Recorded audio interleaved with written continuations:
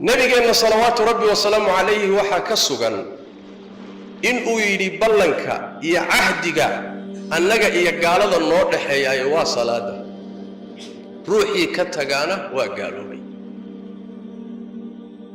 markale nabigu sallallahu alayhi wasallam xadiis kale wuxuu ku yiri ruuxa iyo gaalnimada iyo kufriga iyo shirkiga ruuxa iyo gaalnimada iyo shirkiga waxa u dhaxeeya oo kala teeda waa salaada nabigu sallallahu alayhi wasallam salaada ka tagideeda waa hadduu ruuxu salaadii ka tago darbigii isagiyo gaalnimada u dhaxeeyay waa dumay bimaana wax weeyaan islaamnimo ma hayo waa salaadu waxaad ajiibaysaa ilaahay oo ku yeedhaya ayaad ajiibaysaa hurdaduse naftaada ayaad u yeelaysaayoo ajiibaysaa ood aqbalaysaa iska sixo ayay ku leedahay nacam الصلاة خير من النوم صلاة باك خير بدن هرددا محايا لي صلاة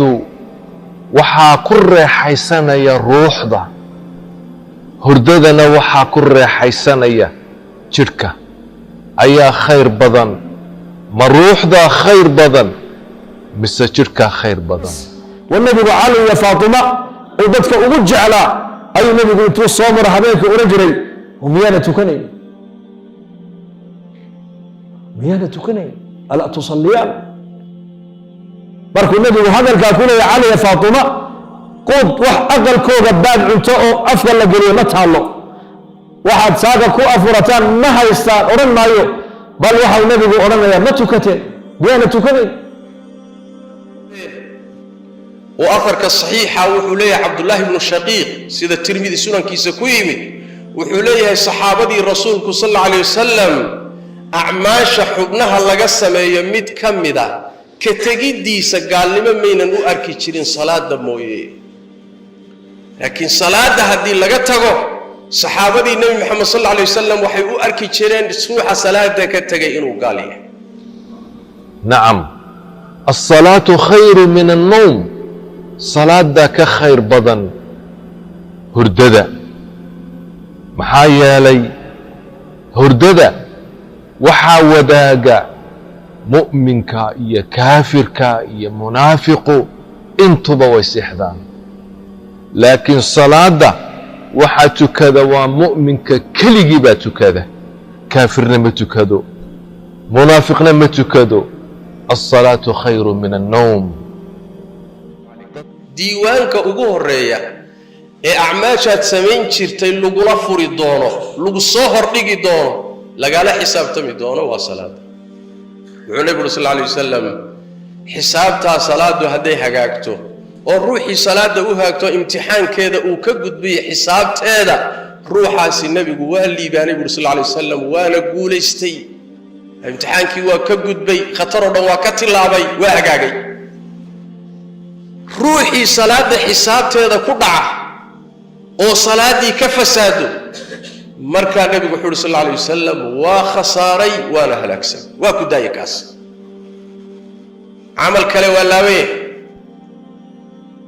sakal lama gaarin oo sadaqa lama gaarin oo xaj lama gaarin oo soon lama gaarin oo jihaad lama gaarin oo dacwo iyo lama gaarin wixii khayraad ah oo silatu rahmi lama gaarin salaada la isu dul fadhiya salaada la isku dhex fadhiyaa halkaas lagu kala baxaya haday iyadu socon weydo wax kale oo soconaya ma jiro nabigu waxa uu yiri sallallahu alayhi wa sallam la yaliju an-nara man salla qabla tulu'i ash-shamsi wa qabla ghurubiha nar ma galay buu yiri nabigu alayhi salatu wassalam qofka tukada adcadu intayna soo bixin wa salada subax iyo inta ayna dhicin ka hor rawaahu muslim qofka ilaaliya salaada subax iyo salaada asr jannadu galaya naar ma arkayo bal nabigu sallallahu alayhi wa sallam wuxuu inoo sheegay inuu qofkaasi ku reexaysanayo maalinka aakhiro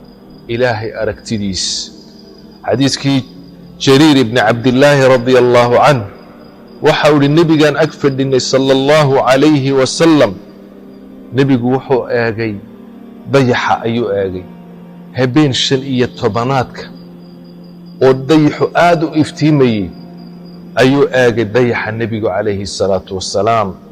markaasaa nebigu waxa uu yidhi wardadow rabbigiin ayaad arki doontaan sida dayaxaa si aad u arkaysaan oo kale.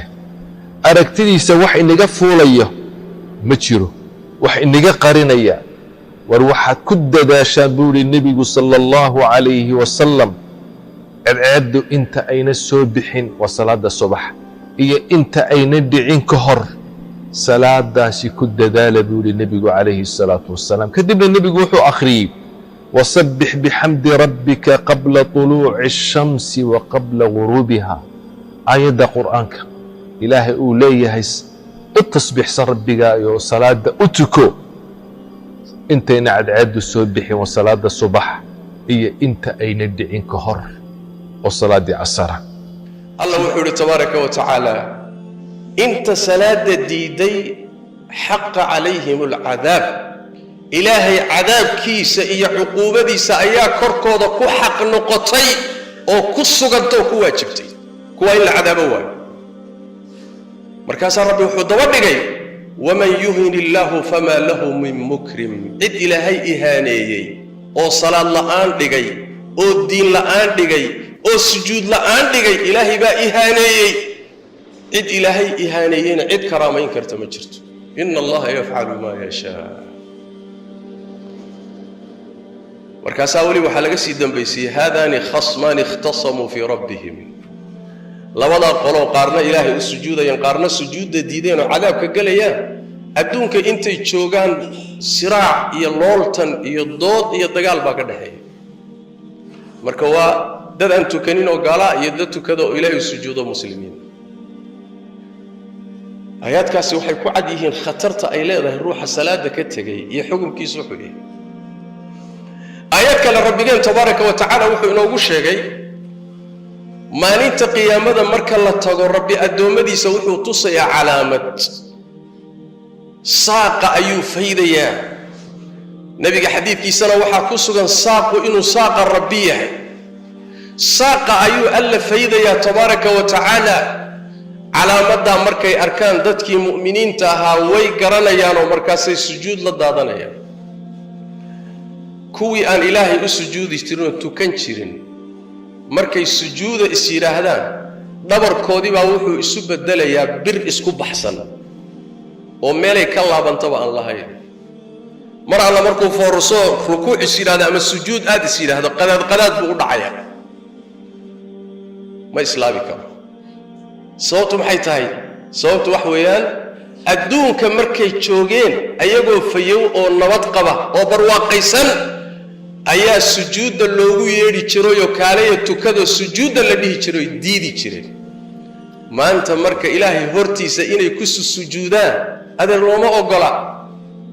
waa inay qadaad u duulaan markay foorarsays dhahaanba. waa calaamad ku tusaysa dadka salaada ka tegay inay ahlu shaqaawo yihiin. lianna waxa weeye intuu nabad qabay ruux ilaahay u sujuudi waaye alla hortiisa tabaaraka wa tacaala in sujuud lagu karaameeyo maya, lianna sujuuddu waa karaamo.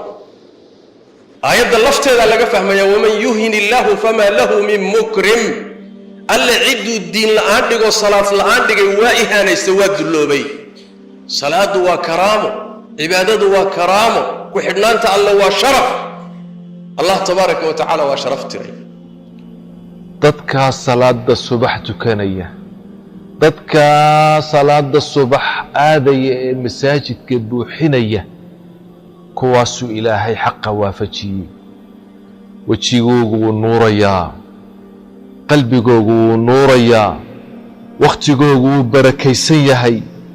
farxad bay ku jiraan, waxay ku jiraan firfircooni bay ku jiraan, nadaafad bay ku jiraan. wakhtigooga ilaahay wuu u barakeeyey. maxaa ka qurux badan salaada subax? salaada subax, salaada faradku qofka ilaaliya ilaalinta ilaahay ayuu ku jiraa fii dimmati illaah. nebigu waxa uu yidhi sala allahu calayhi wasalam man salla asubxa fahuwa fii dimmati illaah.